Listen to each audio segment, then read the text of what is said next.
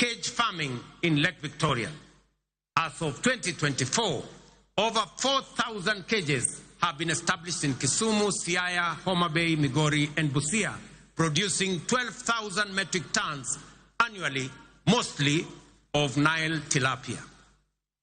Ladies and gentlemen, over the past 2.5 years, we have constructed 1,800 kilometers of new tarmac roads and maintained over 134,000 kilometers, surpassing our targets, unlocking markets, empowering rural communities, and supporting key sectors such as agriculture and housing.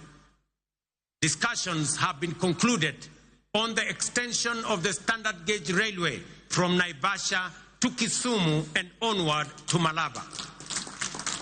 Additionally, by July this year, construction will commence on the dual carriageway from Rironi to Mau Summit, eventually extending through Eldoret to Malaba.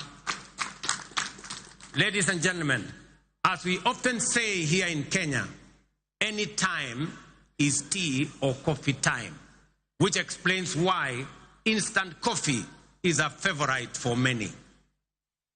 Yet we must all agree that while instant coffee is good, there are no instant solutions to the enduring and demanding tasks of nation building.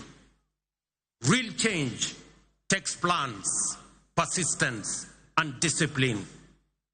Promises must be followed by action and the willingness, discipline, and grit to do what is necessary day by day.